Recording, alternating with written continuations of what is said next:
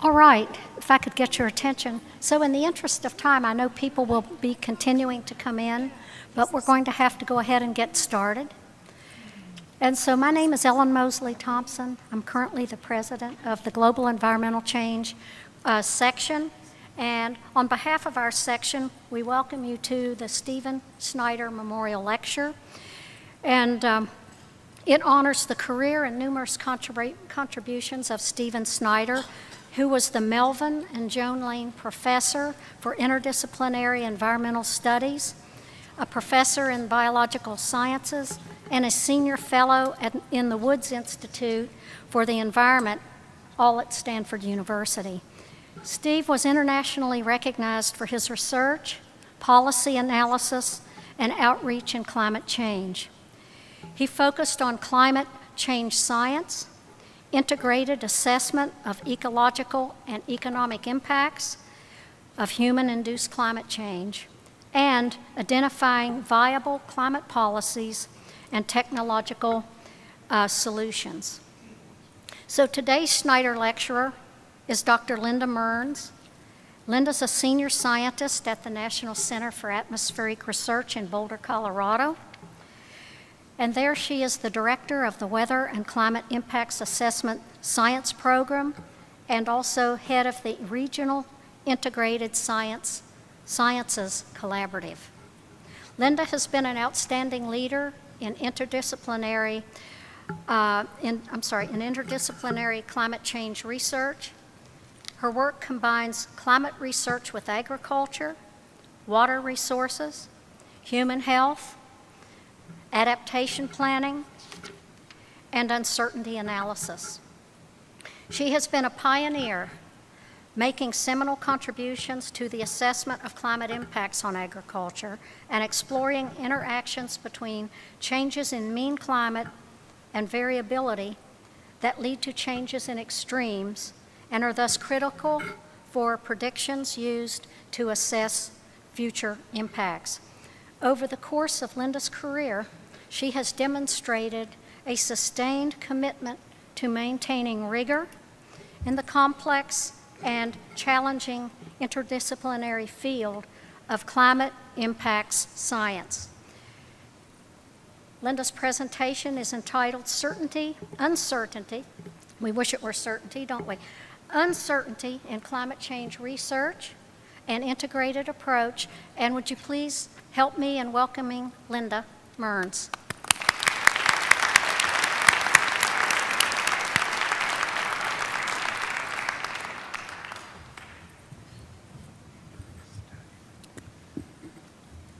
Thanks very much, Ellen. And let me say, to start off, that I am both very pleased and privileged to be giving this lecture. Stephen was a very good friend and mentor to me. The other advantage of doing a lecture dedicated to him, and given his wide-ranging contributions, you can talk about just about anything, and it will be relevant to what Stephen did. So I'm going to start this talk with a little anecdote about some casual conversations that occurred at an NCAR directors meeting back in late summer of 2005. And it was before the formal meeting began, and several of my colleagues on the committee were talking about, of course, Hurricane Katrina, and we're talking about what a great forecast it was. And this is a forecast going out 3 days. And I thought, great. But I wondered about the meaning of this forecast, given, even with that great forecast, that there were over 1,800 fatalities and over $100 billion worth of damage. And so it made me think, and I, of course, thought about this before, but this really crystallizes the importance of integrative work and the importance in this context, of course, of considering vulnerability. And one of the things we learned from the Katrina experience was just how incredibly vulnerable that area of the world was to damage. And so here's just a little, there are many different vulnerability indices up here out in the world. This is one about vulnerability to climate impacts index. And the red colors are high vulnerability, blue light. And I think you can see, it's not easy to see that right down there in the parish containing New Orleans, it's quite red. So I thought about this in terms of uncertainty. And of course, forecasts have improved, especially the trajectory of hurricanes, not as much on the intensity. But it made me think about what we really need to do to successfully protect lives and property in the U.S., and how much of that should be dedicated to improving and reducing uncertainty in forecasts versus addressing other parts of the problem. And I wasn't the only one thinking about this. Many of us have thought about that for a long time, but amazingly enough, it wasn't until 2017 that we have this volume on integrating social and behavioral sciences within the weather enterprise. And one of the quotes from the summary is to shift focus from forecasts of atmospheric conditions to the protection of life and property and enhancement of the national economy is not an incremental step, but a major shift in emphasis for the weather enterprise. And again, this does not mean that forecasts are now irrelevant, and we have to really get away from this either or thinking about that. It's just that they need to be considered in the context of the larger problem. All right, now to the main event. Uncertainty, what is it? Quite frankly, I think everybody just from living life on this planet knows what uncertainty is, but I will give a formal definition. It's a state of lack of knowledge or incomplete knowledge, or more completely, a state of incomplete knowledge, often with a random component, reflecting random processes, i.e. the famous rolling of the dice. And total uncertainty is a combination of random uncertainty and that epistemic uncertainty from our incomplete knowledge due to the complexity of the world. And probability is usually viewed as the standard measure of uncertainty, although I hasten to add that that is true largely only for relatively well-behaved uncertainty, not as much about the type of uncertainty we'll be talking about today. So climate change, the super wicked problem. What's great about this name, super wicked, is this is actually a formally defined something. Wicked problems describe public policy concerns that defy optimal solutions. Each wicked problem tends to be unique. They are hard to define, different ideas on the nature of the problem. They are characterized by deep uncertainties. There are many interdependencies and causes that interact, and there tends to be they interact and evolve in a dynamic social context. So then we get to deep uncertainty. And here I'm putting up a definition that Rob Lempert has written. The condition in which parties to a decision do not know or agree on the models that relates their actions to consequences, the prior probability distributions for key parameters to these models, and the importance of various objectives their actions seek to achieve. You can think of it as just very messy uncertainty. I think that pretty much covers it. Now, when you're feeling kind of down from the concepts of super wicked problems and deep uncertainty, I tend to turn to Voltaire, of course. And he has a very nice quote: "Doubt is not a pleasant condition, but certainty is an absurd one." And I think that is quite relevant for the integrated climate change problem. All right, the motivation for this particular talk came from a couple of colloquia that I and several colleagues put together. This one is from the Advanced Study Program Summer Colloquium on Uncertainty in Climate Change Research and Integrated Approach in July 2014. And it was really a great experience. The students, quite frankly, loved it. I would run into them later in their lives, and they would say it was the best thing since sliced bread.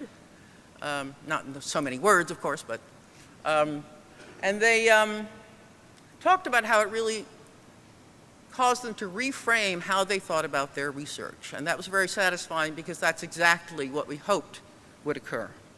So why did we do this colloquium? Quite frankly, it was a lot of work. And who's we? We includes Chris Forrest, Haley Fowler, Rob Lempert, and Rob Wilby, some of whom I think are out there somewhere in this audience. So we did this workshop so that the students could understand the strands of uncertainty throughout the climate change problem in order to maximize effectiveness in any one area. In other words, we weren't trying to turn them all into these extremely broad interdisciplinarians. What we really wanted was that hopefully their research activities would be informed by and benefit from the larger uncertainty context, which would result in their research being more valuable.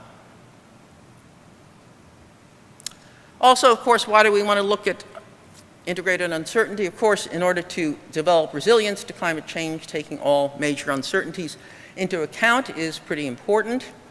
I also want to note that some uncertainties have been pretty well explored, for example, the climate system, but others have received much less attention, and so, for example, uncertainties regarding vulnerability.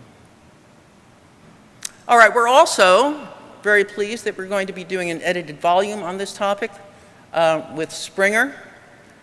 Co-editors are the same folks. You'll be happy to know I'm not going to read all 30 chapter titles to you, but I'm just showing you some of the groups that we will be covering: group concepts, policy, impacts, climate, quantification methods, and integrated themes. So, talking about integrated themes, and notice I've underscored both uncertainty and integrated. Both are equally important in this lecture.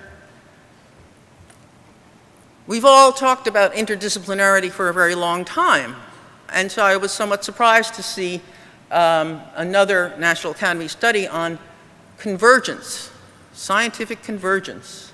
But this was done from a different part of the National Academies. It's the Board of Life Sciences, Division of Earth and Life Studies.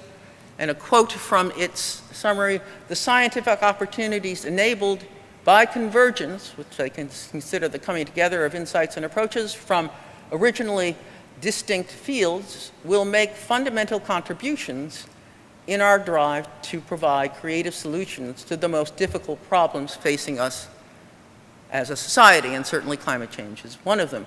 I also might add that NSF has adopted this concept as a broad concept that informs a number of their 10 big ideas. But first, what do we know? So usually, if I'm doing this to a general audience, not that I've done this same lecture over and over, I've always told, whatever you do, do not just talk about uncertainty from a communication point. If you just talk about uncertainty, they're going to think we know nothing. So then at this point, I usually go through all the things we know. I'm assuming in this audience that isn't really necessary, so that's going to save me time. But I do want to focus in on extremes, a couple of examples of what we know and don't know about extremes. And here, let's talk about Hurricane Sandy for a moment, which made landfall on the coast of New Jersey in late October 2012. And here's a diagram showing the storm surge in the southern part of Manhattan. And I must tell you that I'm originally from New York, so what happens to New York matters personally to me. And what you'll see is the storm surge levels prior to Sandy were all, not just getting up around 10 feet. And so they took, and I don't know exactly when they did this, but they made the barrier in the southern part of Manhattan about 1.5 feet above that 10-foot limit. And obviously this was not sufficient. And because of that, many things flooded, including the New York City subway system. And you'll also see on this diagram a representation of how much of the sea level rise due to climate change contributed to that level. And there is the lovely flooding of the New York City subway. Hurricane Harvey, of course, there have been many panels, many discussions about this. I'm going to sort of race through this. The speaker yesterday discussed this, and it's a very nice paper by Carrie Emanuel, Assessing the Present and Future Probability of Hurricane Harvey's Rainfall, published in PNAS. And using simulation models, I won't go into the details, he calculated there was a 1% probability of a 500 millimeter of integrated rainfall in the Houston area. Going out to the end of the 21st century under a high scenario, that probability goes up to 18%, and then going down, if you look at the likelihood on 2017, it was about 6%. Now, obviously, these numbers are probabilities. They're not all certainties. There were also several panels yesterday done by other folks who have also done detection and attribution studies, which further affirm that there was a climate change component to this incredible rainfall quantity. Okay, so now we're going to get to the integrated climate change problem. The IPCC, this is from the IPCC 2001. It's kind of old, but actually I still like it because it shows the coupling in a general way of the different parts of the problem. Although, of course, you can start, for example, with socioeconomic developments by us, humans, which lead to the emissions and concentrations, which create the climate change, impacts, then further affect the socioeconomic paths and so forth. And it indicates where in this you can make decisions. But my point is to show that usually what's done is it is presented like this, the cascade of uncertainty. Many of us have lived with this cascade for a very long time, where you start with the state of society from which you get the emissions. You chunk concentrations into climate models, various climate models. You come up with different expectations of climate change. You throw those into impacts models. And from the impacts models, then you finally get around to making a decision. And basically, one of my main points in this entire talk is the following: that really we would do much better by turning the cascade on its head and making the decision-making more the central focus. And in this talk, I'm only going to talk about adaptation. This ends up making a difference in terms of how you can manage uncertainty, and, important to me, since I develop information about future climate change, it kind of changes what the climate change information, how it's used, and thus how detailed it has to be in certain ways. All right, a little round circle. All right, adaptation, I think we all know this, making adjustments to human activities that reduce the negative effects of climate change. I also want to make one more, I think this is the last overarching conceptual frame about this, and this was the one developed for the last Working Group 2 IPCC report, 2014, where there was a very formal shift to a risk assessment frame. And initially I thought, God, it kind of looks like it's an airplane in the center. I don't really get it. I think I was tired that day because in point of fact, it's really obvious that there are a lot of advantages to seeing the contributions to the problem in this way. We still have, of course, climate, anthropogenic, and natural variability, which contributes to the hazards, such as extreme events. And then from the socioeconomic factors on the other side, and it's nice balance, they're the same size, isn't that nice?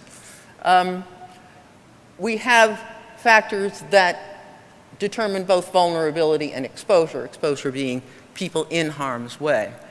And having a risk assessment framework, I think, works very well for managing uncertainty depending upon how you use it. So meaning of risk, most of us know this, likelihood of an event times the impact of that event. Risk management, particularly iterative risk management, is a useful frame for decision-making in complex situations characterized by large potential consequences, persistent uncertainties, long time frames, and multiple climatic and non-climatic influences changing over time. So that's kind of the preamble to the talk, which is not a good sign since I'm now, I think, if I can subtract, I'm 18 minutes into the talk. The rest I'm going to say just a couple of small things about uncertainties about future climate, but I'm going to spend more time talking about some newer research that has really changed the uncertainty landscape, and that is uncertainties in the impacts models themselves, crop models, water resource models, and so forth, and economic models. And then the other part I'm certainly going to spend mainly on the approaches to decision-making under uncertainty. I'm going to look at two different ones. The robust decision-making developed by Rob Lempert and colleagues, and decision scaling by Casey Brown, and we at NCAR have been fortunate to work with both of them. And Casey gave a very nice talk about moving from science to action, I think a couple of days ago. But I'm also very concerned about the implications for the use of climate information given these approaches and how it changes the way we think about future climate information.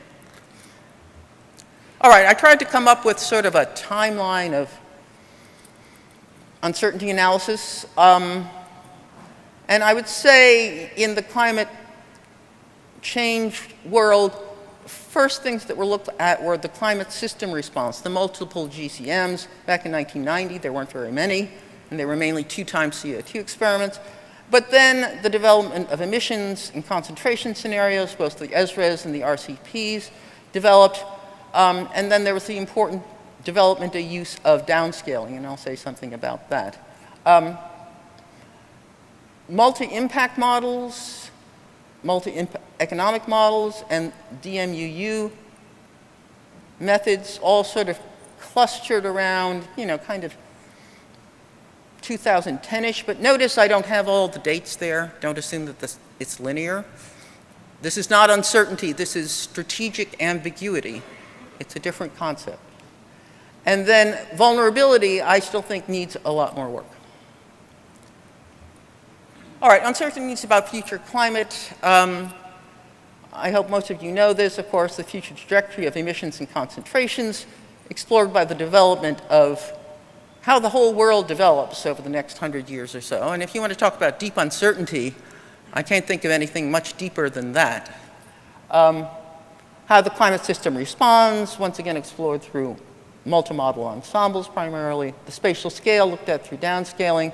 And then there are developments in internal variability, particularly by Clara Dessers, explored through initial condition experiments with a single model.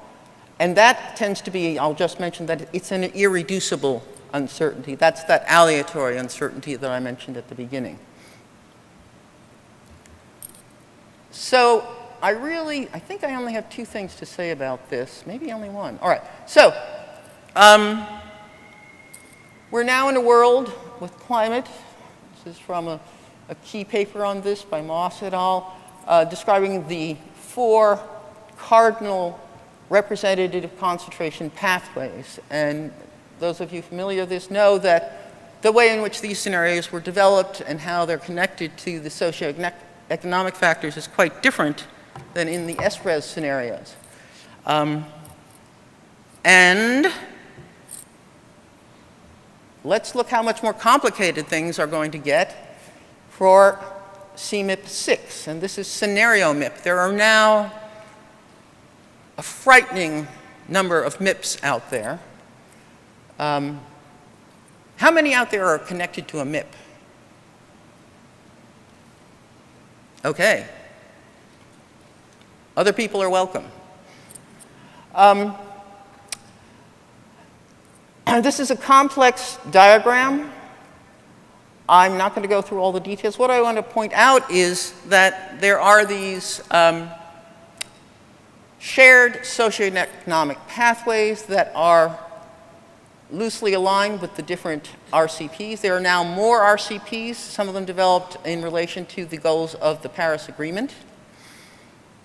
And these different socioeconomic pathways describe essentially different world developments. Now, what's interesting is that now, I think one of the great developments here is that now for many of these, more of the SSPs can be connected to the same climate.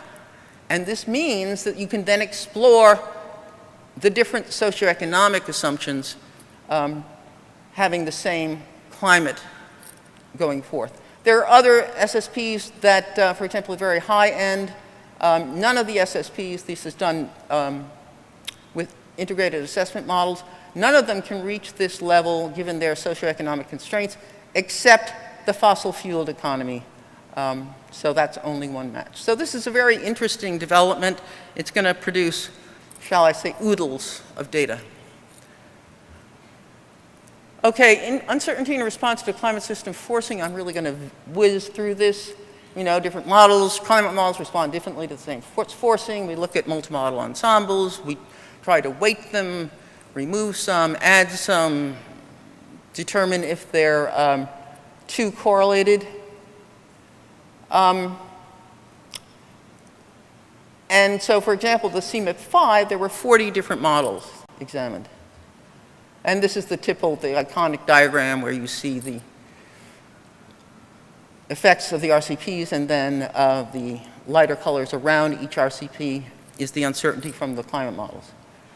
But I really want to get to downscaling because, for one thing, I develop and have developed programs in regional modeling. And basically, what you do is you would nest higher resolution regional models into coarser resolution global models. And so now I would say common resolutions are kind of about 25 down to 10, and now we have convective permitting scales. The reason why I'm focusing on this, so here's just an example of one from the NA Cortex program. I just want to point out this one slide where two different RCMs are driven by the same global model, and you see very different patterns of change in the temperature. And so you can look at this as, yes, an additional uncertainty.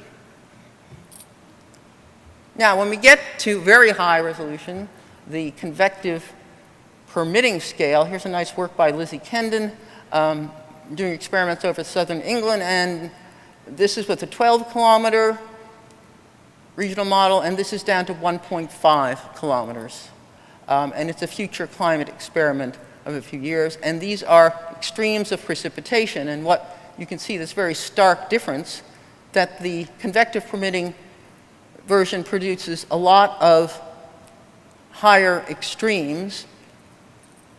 The areas that are not in color are insignificant changes, and very little on the 12-kilometer. And so this is the kind of experiment that certainly tells you, aha, we may be underestimating what could be happening with extremes.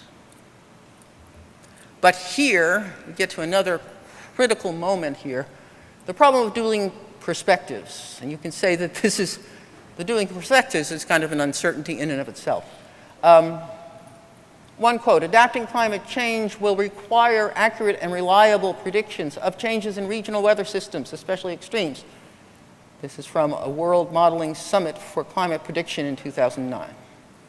Another perspective from Hume and Desai, efficient and robust adaptation strategies are not significantly limited by lack of accurate and precise regional climate predictions.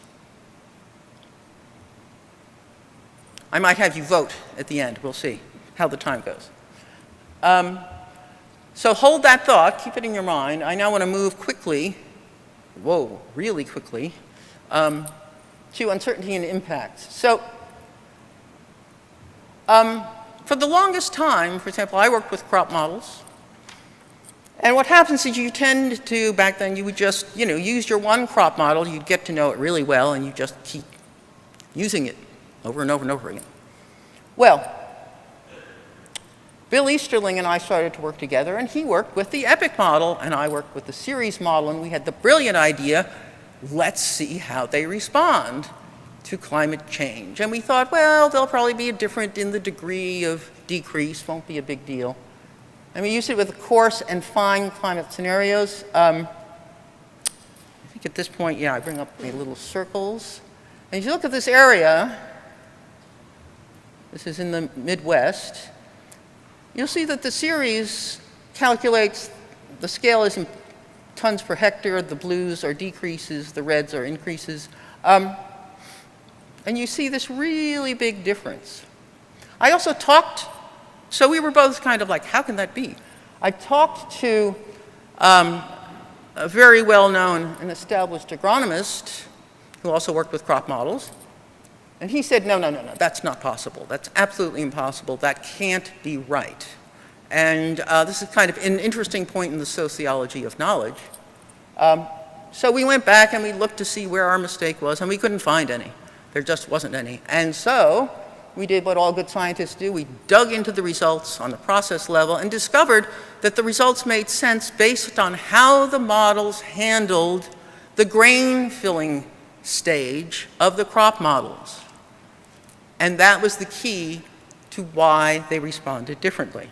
So let's fast forward now to AgMIP, a very large, complex program, international program, working with many crop models for many different types of crop models. And I'm just showing a couple of quick slides from this multiple crop model comparison from a paper by Cynthia Rosenzweig, one of the overview papers in PNAS. And I just want to show, so the gray is kind of the cloud of responses. These are results from the gridded crop model experiments. Particularly as you go out further in terms of temperature, you get uncertainties indeed in both directions. There's a lot more on these diagrams, but I'm not going to go into that. And we also see that for the mid-latitudes for wheat. So this is a very interesting result, and I'm sure a lot of work's figuring out why these results are the way they are, have, and will continue to be done. There are other models. It's not just crop models. For example, hydrology models. A lot of people use different hydrology models. Here's a paper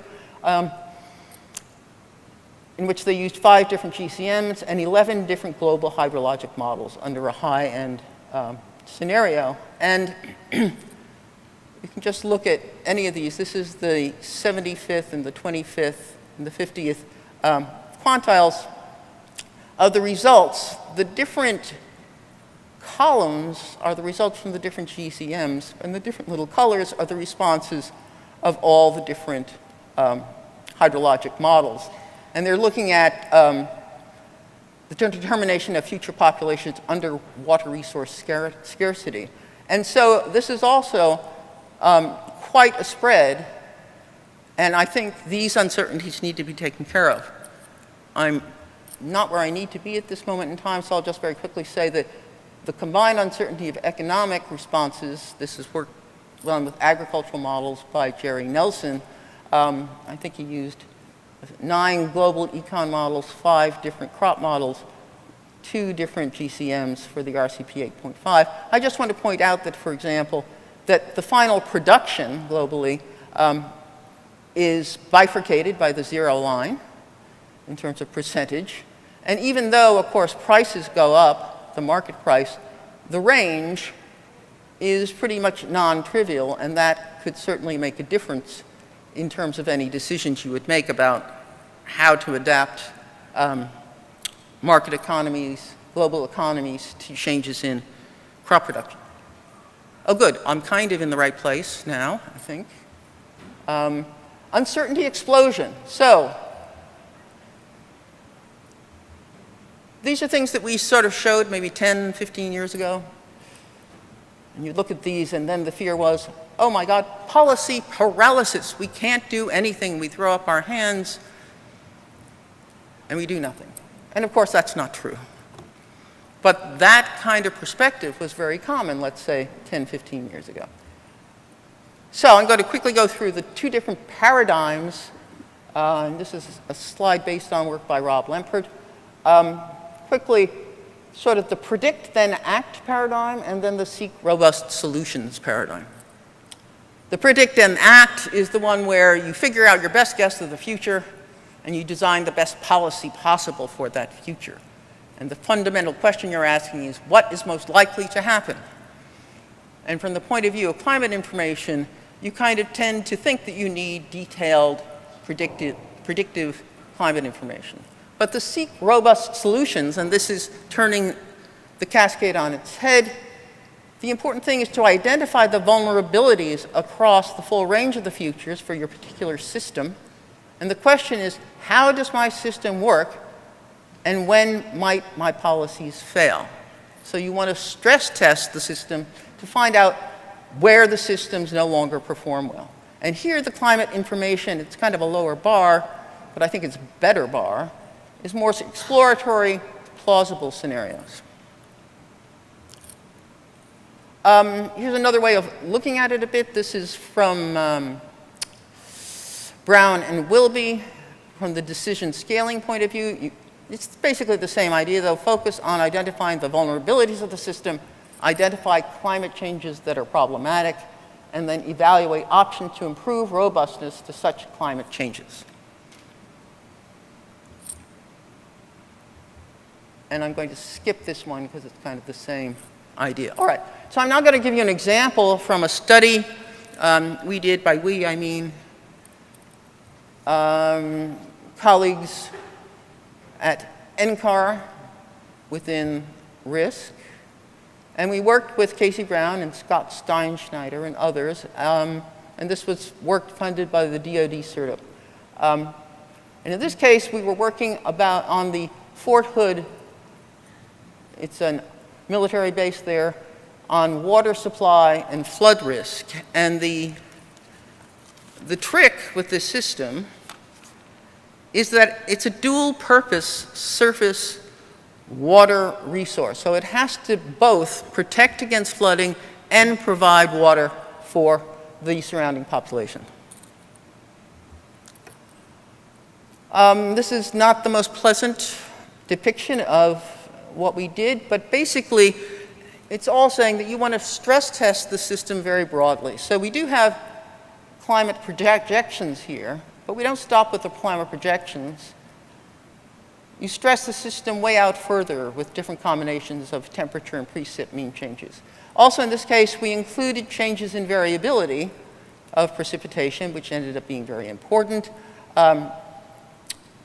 Switching out the different parameters of the hydrologic model, in other words, looking at the hydrology uncertainty, was critical. There were also changes in demands. Then they all went into the Belton Lake simulation model. But then you come up with, and you compare these results with different alternative adaptations you come up with, and then you determine, and this is using Monte Carlo simulations, and so there are many different runs, and you look at the percentage of results that are reliable in terms of adaptation and those that fail. And here is the basic scheme. Here's the conservation pool level in Lake Belton, and then the alternatives were to raise that conservation pool, and so you're decreasing the amount of empty space that's left for flood protection. And here's a simple example of what happened here. This is just the changes in temperature and precipitation. And the point is, a lot of the current scenario, the current conditions work, but on the extremes, for example, with high precip increases or high temperature, all of them fail. Then if we put all of our different change factors together, temperature, precip, the CV of precipitation, demand, the hydro model, and we also look at the scenarios, the climate scenarios we developed, and then there are also different demand scenarios. This is the final frightening result, and I'm going to save you a lot of misery by just pointing out two things. That when the CV doesn't change much, goes lower or stays the same, a lot of the cases are covered by one of the alternatives. So the system is still fairly robust, not completely.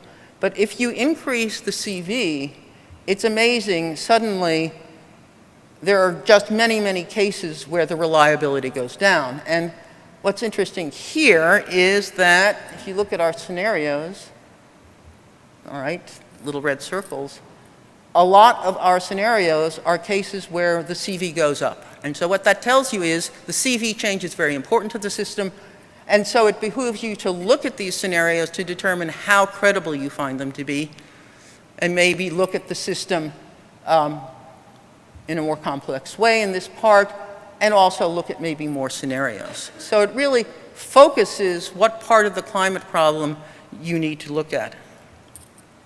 All right, and I wanted to, but I don't have the time, to go through Rob Lempert's study. It's a very nice study. We weren't involved, but it's a flood risk management study for Ho Chi Minh City using an RDM application. And the point here was to consider the performance of alternative integrated flood risk management strategies over a wide range of future conditions. And if you get a chance, it's really a great study in terms of the number of different factors and how integrated. And they also worked very closely with the stakeholders, the water managers in Ho Chi Minh City. But I think I'm going to have to skip through there. That's all right, I was prepared. This wasn't a mistake on my part. I'm completely on track. All right, lastly, I just want to say a couple of words about uncertainty of vulnerability. There are a lot of vulnerability indices out there, but not a lot of work on the uncertainty of vulnerability at local scales. Now, you can look across the different socioeconomic pathways, and that can tell you a lot about vulnerability. But I'm talking more about some local work, let's say what Patty Romero-Lancao and Oyo Wilhelmi have done in the Houston area about heat waves. And they are working on trying to come up with measures of the uncertainty in the vulnerability on local scales. Okay, conclusions. Very good. A lot more than just climate is changing and will continue to change. All these factors are uncertain, some more than others. And the focus on decision-making context, it is the natural integrator across both the parts of the problem and all of the uncertainties. It also suggests the importance of focusing on risk reduction rather than reduction in uncertainty. Now, reduction in uncertainty can be part of the risk reduction, but you're not focusing on that solely or as the major feature. Then also importantly, the climate information as climate scenarios, not predictions, kind of lowers the bar to where we really are with the climate information we have. And then I always wonder, what is the danger of false certainty? Which, well, and the question was, the fact that they only had the flood prediction barrier up to 1.5 feet, was that just a mistake, or did they really think that that would be adequate? We plan to do the colloquium again in 2019 or 2020. This is our uncertainty cake. If you sign up for this, you will get a piece of the uncertainty cake, but of course we can't tell you what the ingredients are. And finally, to come back to Stephen, this is a quote from Limits to Growth, written in 1978. Tough decisions that have to be made generally are value judgments of how to weigh risks and benefits in the face of large uncertainties. And dare I say, the man was pretty prescient. Thank you very much.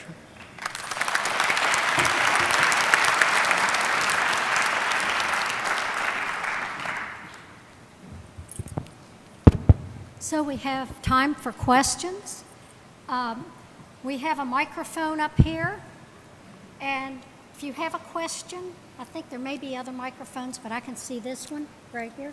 If you have any questions, it would be great if you would come up, state your name, and don't be shy. And there's Chuck.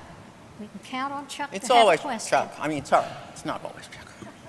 Hi, Bruce Wilecki from NASA Langley. One of the things we've started looking at with Roger Cook is what's the economic value of improving our science knowledge itself as part of this uncertainty problem. And we have all sorts of economic value, uncertainty, estimates of impacts, but not how much would it be worth if we tripled our investment in the science to better narrow the uncertainties and understanding of this uncertainty mapping to really kind of better understand what the investments ought to be. Because all these are ultimately investment decisions, right?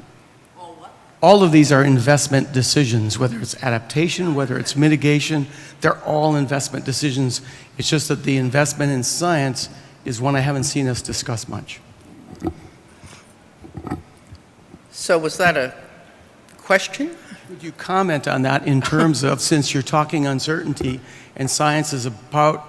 Well, first of all, what do you mean by science? I mean, that's not clear to me. For example... About physical science? Everything, yeah, well, no, it's all. So for example, the climate system is all the different components. We're trying to narrow uncertainty in the response of ecosystems. We're trying to narrow climate sensitivity uncertainty, narrow forcing uncertainties. All these are relevant to the uncertainties you're talking about. And we currently lack any climate observing system designed to handle this problem. We cobble a lot of great things together, but shouldn't part of this discussion be how do we actually value the investments that should be made in science? Right now, we're just doing whatever the world is used to doing. Yeah, that's true, but if you go back to the National Academy study I showed in 2017, I think one of the implications, I haven't read the whole thing, is that for example, it would probably be really good to put more money into social and behavioral sciences so we can do more with the vulnerability side of the question rather than the forecasting. And I'm not saying there shouldn't be more money for forecasting, but I'm saying it needs to be more balanced if your goal is to protect lives, property, national security, and so forth. And I think that's certainly one of the things that the volumes is saying. The problem, and I've experienced this with IPCC sometime, when there was suddenly this shift, I don't know, maybe it was the assessment report number 4, where suddenly it was like, okay, now we have to do more on what are we going to do about the problem? And, you know, this is very anecdotal, but I just had the feeling that some of the Working Group 1 people thought, oh, this means we're going to get less or something. And I think it's really very important. This is going to sound a little corny, but I think we really need to move to a kumbaya moment of sharing the resources in the appropriate way to actually solve the problems and get away from, you know, what great science or what science medal we most want to get. Yeah, but that's my comment. Is it sharing a fixed pie, or is it understanding the right amount to invest in both of those things? I think the fixed pie, no. Well, of course, many of us are suffering from fixed pies at the moment. You know, I think obviously there would have to be more funding to solve these problems. I'm not familiar enough with the whole way NSF works and its budgets to say how that would be done, or NOAA, or NASA, and so forth. Okay, thanks. Thanks for the question. Chuck Hakkarainen, retired from the Electric Power Research Institute. Linda, your figure on the RCPs and their time projection of, I think it was temperature change, has what I consider some sort of unstated certainty, and I want to ask you about that, whether that is something that we as scientists are serving our public well by including. And that is, if you look at any of those RCP charts, you'll see that they all not only increase temperature changes over time, but they do so at an accelerating pace. In other words, the curves are bending upward until about 2080, when they all bend over. Even the RCP 8.5 suddenly stops growing and starts to level off. That can only happen if you have a very dramatic decrease in emissions, dramatic like greater than 90%.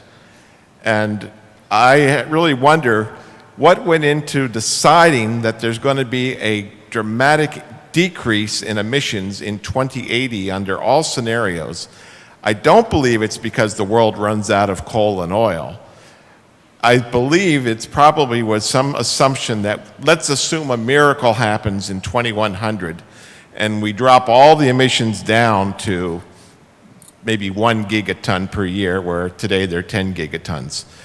That's never stated in any of the reports I've seen, and I wonder whether by making this implied assumption that the world is going to figure out something in 2100, that we are misrepresenting to the public. I would think the better approach would be to have those curves not bend over, but have them continue to grow up, especially the 8.5, and then perhaps we need to not have an 8.5, we need to have an RCP 16, because I suspect that today's emissions growth rate is not following 8.5, but is probably substantially above it.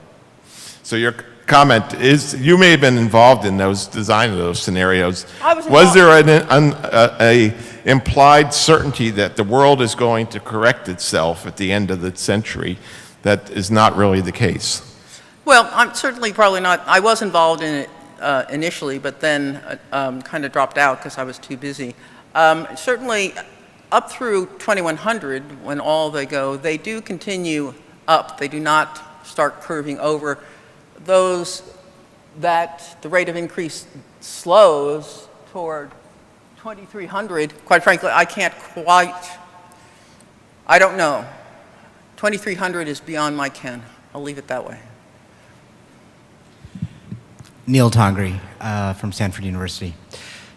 The field of public health has dealt with this question of decision-making under extreme uncertainty for a while, and has evolved this concept of the precautionary principle, which in the EU has been enshrined in law even, where our chemical industry in the United States is too powerful to allow us to do that. But I was wondering if you could address that as a sort of heuristic to how we, or that or alternatives, how do we go about addressing policy changes or infrastructure or whatever when we have these extreme uncertainties, that science is not going to be able to narrow this uncertainty band in the time frame that policymakers and decision makers require. And so how do we offer them a model for decision making, whether it's the uncertainty principle or some other that you would prefer, that can help them find their way through that thicket? Well, I assume you mean decisions other than more or less localized adaptation decisions. Could you give me an example of what kind of context you're talking about? It'd be easier for me to... No, well, maybe the local adaptation ones are actually more relevant. I think, on the sort of the emissions, the mitigation side, I think we've given a very clear message. But on the adaptation, if we've got this huge spread of, we don't know what sort of hydrological extremes are going to happen, and we don't know where building is going to occur, and all of these things, and we end up with, what can we as scientists offer to decision makers to say, well, here is, here's a way to deal with the kind of huge model spread that we're giving you? Well, one is to get away from the throwing the information over the transom and simply asking the decision maker, so what do you want so I can throw that information over the transom? I think most of these projects, and I didn't emphasize that enough, really involves very close interactions with the stakeholders. In other words, the people who are running the water resource managers who actually are responsible for what's going to happen.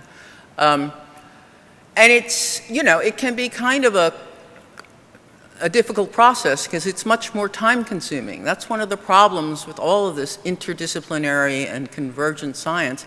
It takes a lot more time, and the reward system does not support that, in point of fact. So I'll stop there, but I'm happy to talk more about that offline.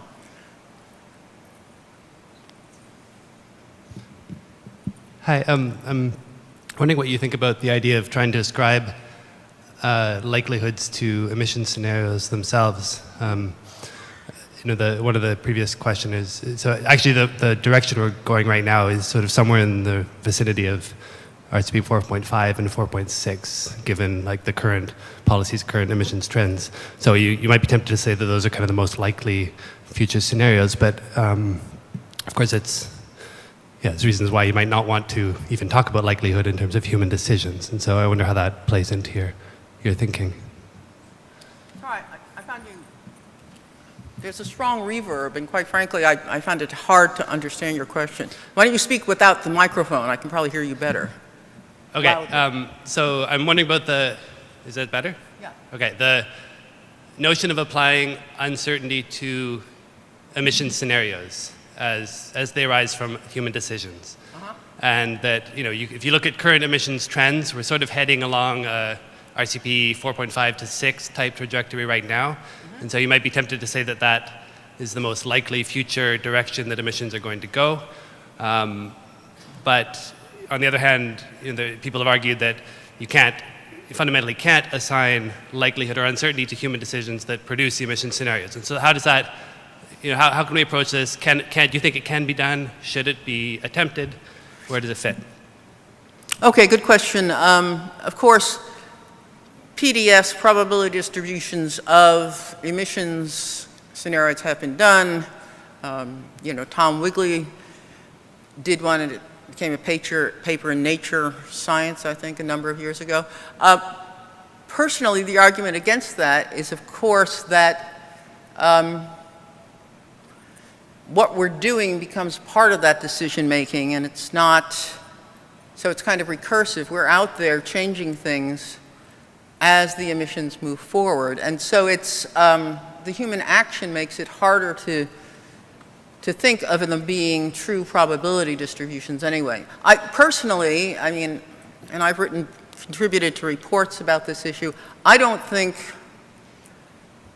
it's fine for science to try to come up with, more colorful ideas. You could come with, you could do a Bayesian analysis and come up with priors for the different scenarios, but I'm not sure doing full PDFs will really get us anywhere. That's kind of my feeling at the moment. Could change. Ask me 5 minutes from now. All right. So I'm going to have to call it to a close, but could we thank Linda for her very thought-provoking presentation? Thank you.